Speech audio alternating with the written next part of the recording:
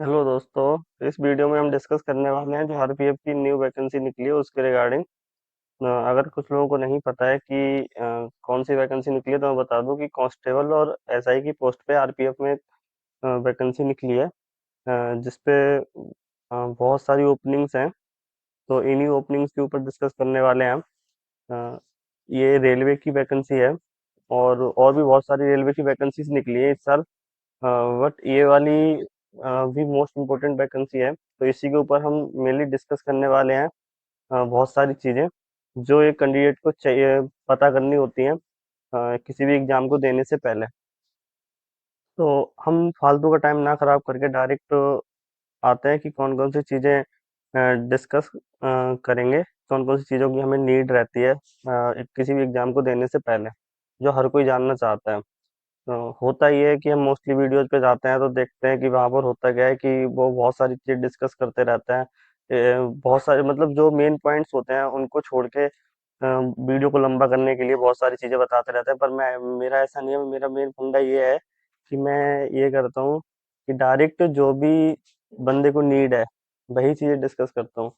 Like अगर किसी को मतलब जो चीज़ें मेन पॉइंट्स होते हैं, लाइक जो भी जानना होता है, लाइक वही डिस्कस करता हूँ। एक्स्ट्रा कोई टॉक नहीं होती, तो वही डिस्कस करते हैं आओ। तो मैं इस वीडियो में डिस्कस करने वाला हूँ कि वैकेंसी कितनी है और इम्पोर्टेंट डेट्स क्या हैं अप्लाई करने की, एंड एग्ज़ाम डेट्स वगैरह, और एज एंड एलिजिबिलिटी क्राइटेरिया क्या है, फिजिकल में क्या क्या होगा, एंड सिलेक्शन प्रोसेस क्या क्या है, सिलेबस क्या होगा, एग्जाम पैटर्न क्या होगा, सैलरी क्या होगी, एंड फॉर्म को कैसे फिल कर सकते हैं। वो सारी चीज़ें भी इसके अंदर डिस्कस करेंगे। मेनली लोगों को नहीं पता रहता कि सैलरी कितनी होगी और एग्जाम पैटर्न क्या होगा और सिलेबस प्रोसेस सिलेक्शन प्रोसेस क्या है। अगर वो चीज़ें नहीं पता रहती तो बाद में प्रॉब्लम्स होती हैं। अगर ये चीज़ें पहले से पता होंगी तो एग्जाम क्लियर करना और इजी हो जाता है। तो मैं इसी को लेकर डिस्कस करता हूँ। सबसे पहले तो हमें ये पता होना चाहिए कि वैकेंसी कितनी है।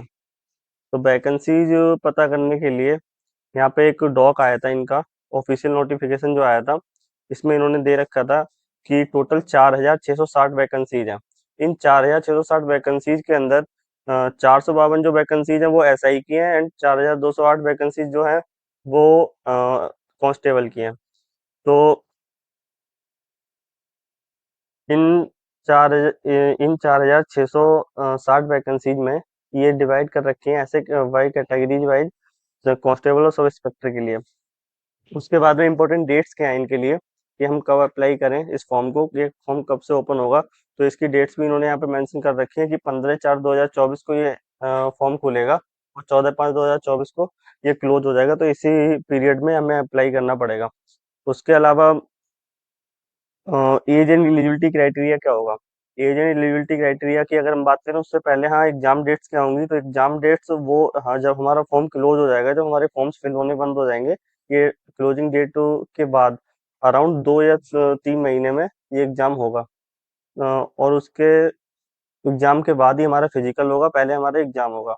उसके बाद में एज एंड एलिजिबिलिटी क्राइटेरिया क्या क्या है सब इंस्पेक्टर और कांस्टेबल दोनों पोस्ट के लिए।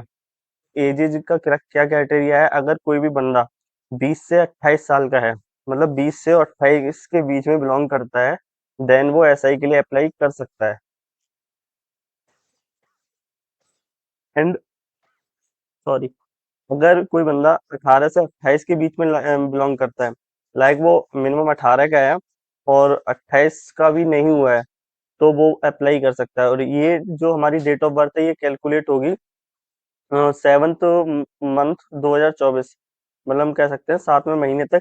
तो मतलब उससे पहले हमारी कैलकुलेट होगी। तो कोई भी कैलकुलेट अगर करना चाहता है तो 7 1/7/2024 से पहले कैलकुलेट कर सकता है। अगर वो तब तक 28 साल का नहीं हुआ है तो अप्लाई कर सकता है, एसआई की पोस्ट के लिए और कांस्टेबल की पोस्ट के लिए। बस मिनिमम क्राइटेरिया यहाँ पे अलग है और मैक्सिमम क्राइटेरिया सेम है। एंड उसके अलावा हम अगर यहाँ पे फिजिकल की बात करें, तो फिजिकल में क्या होगा कि मैं चलो दिखाई देता हूँ। चलो, सिलेक्शन प्रोसेस, एग्जाम पैटर्न और फिजिकल, तीनों चीजें एक ही साथ में डिस्कस कर लेते हैं। तो इनका बेसिकली सिलेक्शन प्रोसेस कुछ नहीं है। सिलेक्शन प्रोसेस में एक एग्जाम होगा जिसके अंदर 150 क्वेश्चन आएंगे दोनों का। सेम एसआई और कांस्टेबल का एग्जाम पैटर्न सेम ही है, और प्लस सिलेक्शन प्रोसेस भी सेम ही है। होगा या सिलेक्शन प्रोसेस में तो ये होगा कि सबसे पहले एग्जाम होगा, वो जो एग्जाम क्लियर करेगा उसके बाद में उनका फिजिकल होगा। फिजिकल दो मोड में होता है, एक होता है पीएमटी और एक होता है पीईटी। पीएमटी में लाइक उसकी हाइट, चेस्ट, लाइक उसके बॉडी बॉडी की फिटनेस देखी जाती है। और जो हमारा पीईटी होता है उसमें like race, jump and long jump and high jump, इस टाइप के एक्टिविटीज होती हैं। तो सबसे पहले तो यहाँ पे होगा कि सबसे पहले एग्जाम होगा। कोई मतलब फॉर्म अप्लाई करेगा, फॉर्म अप्लाई करने के बाद उसको एडमिट कार्ड आएगा, एडमिट कार्ड आने के बाद में ये यहाँ पे कुछ एक एग्जाम होगा, जिस एग्जाम के अंदर 3 पार्ट्स होते हैं। पहले पार्ट में क्या होता है, जनरल अवेयरनेस होती है। जो हमारी general awareness like current affairs वगैरह, वो सारी चीजें इसके अंदर आती है। तो मैक्सिमम क्राइटेरिया हमारा 50 मार्क्स का रहता है जनरल अवेयरनेस का। तो ये 50 मार्क्स का जो क्राइटेरिया रहता है ये मोस्ट इंपोर्टेंट होता है। इसको हम इजीली पढ़ भी सकते हैं, सीख भी सकते हैं डेली न्यूज लेटर से, और इसी के थ्रू हमारा सिलेक्शन होना इजी भी हो जाता है। और जो अर्थमेटिक और जनरल इंटेलिजेंस एंड रीजनिंग हम कहते हैं, जो रीजनिंग हमारी जो होती है, रीजनिंग के 35 क्वेश्चन आते हैं और अर्थमेटिक के 35 क्वेश्चन आते हैं। मैं ये जो सारा सिलेबस है वो टॉपिक वाइज टॉपिक अभी क्लियर करूंगा कि कौन कौन से टॉपिक हमारे आएंगे। तो वो भी और इजी हो जाएगा किसी भी बंदे को पढ़ने के लिए। तो वो मतलब अभी से तैयारी अगर स्टार्ट कर देता है तो वो इस एग्जाम को इजीली क्लियर कर सकता है। और ये तो चीजें मैंने डिस्कस कर रही थी। इसमें क्या होता है, पीएमटी में क्या होता है, पीएमटी में अगर बंदे की हाइट जो सामान्य कैटेगरी से है, अनरिजर्व कैटेगरी से है और ओबीसी कैटेगरी से है। अनरिजर्व कैटेगरी में सामान्य कैटेगरी, ओबीसी ओबीसी कैटेगरी से है, तो उसकी हाइट मिनिमम होनी चाहिए 165 सेंटी 165 सेंटीमीटर। एंड ये जो हाइट्स दे रखे हैं ये मेल की है, और फीमेल की होनी चाहिए 157। एंड ये सेम ही जो हमारा चेस्ट 80 होना चाहिए, और एक्सपेंड होने के बाद 85 होना चाहिए। ऐसी एसटी और एससी कैटेगरी में थोड़ा सा रिलैक्सन दिया गया है यहाँ पे। 160 होनी चाहिए मेल के लिए, एंड 152 होनी चाहिए फीमेल के लिए। एंड चेस्ट का जो हमारा एक्सप्रेशन के बाद 81 हो जानी चाहिए, उससे पहले 76 हमारी नॉर्मल। ठीक है। और ये जो यहाँ पे कुछ क्राइटेरिया दे रखी है, like Garhwali, Gorkha and Marathas and Dogras, इनको यहाँ पे थोड़ा रिलैक्सन मिलता है। तो इनकी जो हाइट्स दे रखी है 163 दे रखी है। तो मिनिमम 163 सेंटीमीटर हाइट होनी चाहिए, एंड 155 फीमेल की होनी चाहिए, मेल की 163। एंड सेम चेस्ट, चेस्ट का कुछ चेंजेस नहीं है यहाँ पे, चेस्ट सेम ही होना चाहिए। जो हमारा सामान्य का और ओबीसी का दे रखा है वो सेम ही गढ़वालियों का है और कुमाऊं वगैरह का है। तो ये क्राइटेरिया, ये नोटिस है, मैं यहाँ पे इसकी लिंक दे दूंगा इस डॉक की। अगर आपको किसी को देखना है, रेफर करना है, तो वो डिस्क्रिप्शन में लिंक दे दूंगा, आप उस पर क्लिक करके इसको चेक कर सकते हो। अगर बाद में कुछ भी चेक करना है, इसके अंदर सारा कुछ सिलेबस सिलेबस सब कुछ डाल रखा है मैंने, क्या सिलेबस होगा, क्या इस टाइप का एग्जाम आएगा, वो सारी चीजें और भी मैं डिस्क्रिप्शन में डाल दूंगा, आप चेक कर सकते हो जाके। और इसके बाद में हम अगर आते हैं सिलेक्शन प्रोसेस पे, वो मैंने डिस्कस कर ही लिया। सिलेबस अभी हम डिस्कस करेंगे बाद में, एग्जाम पैटर्न तो हमने डिस्कस कर ही लिया। और सैलरी, मेन सैलरी की अगर हम बात करते हैं, तो सैलरी यहाँ पे क्या होगी कि जो अगर एस आई के लिए अप्लाई करेगा, तो उसका इनिशियल पे जो बेसिक पे होता है वो 35,400 होगा। और 35,400 की जो फिक्स सैलरी सारे कंपनसेशन मिला के जो कुछ भी मिलता है, like home allowance, travel allowance वगैरह, वो सारा मिला के 53,000 के आसपास पड़ेगा। 53, अराउंड 54 के आसपास। एंड अगर कांस्टेबल के लिए अप्लाई करते हैं तो यहाँ पे बेसिक पे होता है 21,700, और ये सैलरी पड़ती है 35,000 के अराउंड। तो एसआई की सैलरी 42,000 से 55,000 के बीच में होगी, इनिशियली सैलरी। एंड उसके बाद में ये प्रमोशन होते रहते हैं और सैलरी भी इंक्रीज होती रहती है, और ये सैलरी 2-4 हजार city city by city very करती रहती है। एंड ये दोनों के लिए सेम ही है, कांस्टेबल और सब इंस्पेक्टर के लिए सिटी बाई सिटी वेरी करती रहती है। तो सैलरी का आपको क्लियर हो गया होगा। अगर कोई भी इशू है तो कमेंट करके बता दें। एंड अगर आप कमेंट करोगे तो मैं 100% रिप्लाई करूँगा। उसके बाद में अगर यहाँ पे सिलेबस डिस्कस करें, तो सिलेबस अगर ब्रीफली डिस्कस करें, वैसे तो मैंने ऊपर ऊपर से बता दिया कि यहाँ पे 3 पार्ट होते हैं, जनरल अवेयरनेस का, अर्थमेटिक का एंड रीजनिंग का। जिसमें जनरल अवेयरनेस के 50 क्वेश्चन आते हैं, अर्थमेटिक के 35 क्वेश्चन आते हैं 35 नंबर के, एंड रीजनिंग के 35 क्वेश्चन आते हैं 35 नंबर के। टोटल यहाँ पे 120 क्वेश्चन होते हैं जो हमें 90 मिनट्स में करने होते हैं।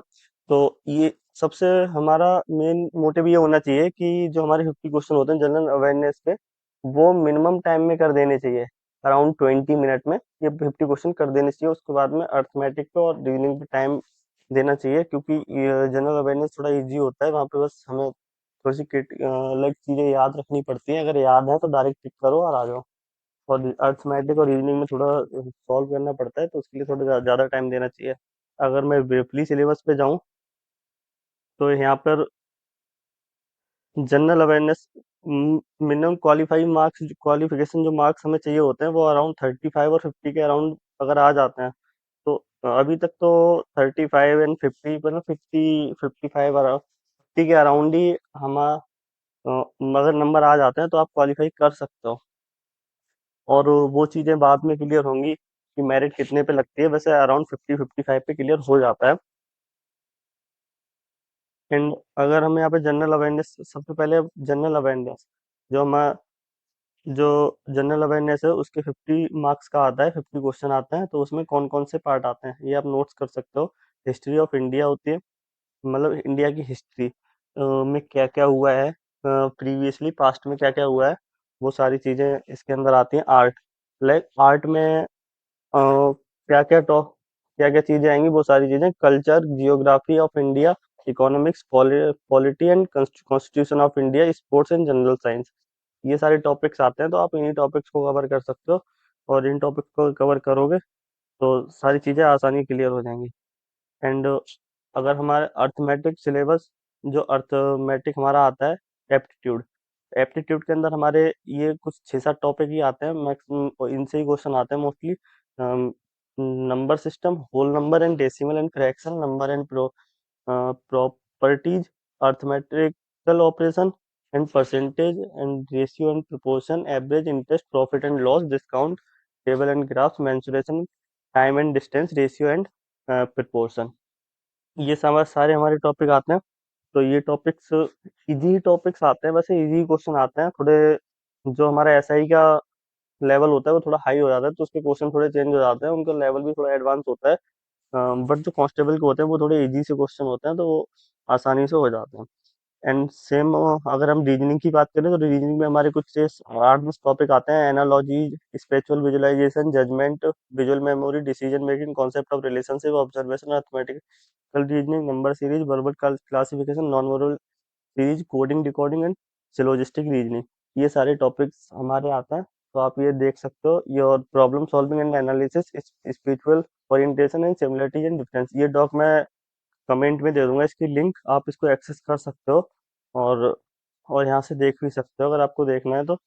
और इसके अलावा मेन चीज़ ये ध्यान रखने वाली है कि जो एज और एलिजिबिलिटी क्राइटेरिया है, अगर कोई बंदा 10th पास है, अगर कोई बंदा 10th पास है तो वो कांस्टेबल के लिए अप्लाई कर सकता है। और अगर उसे एसआई के लिए अप्लाई करना है तो उसे ग्रेजुएटेड होना कंपलसरी है।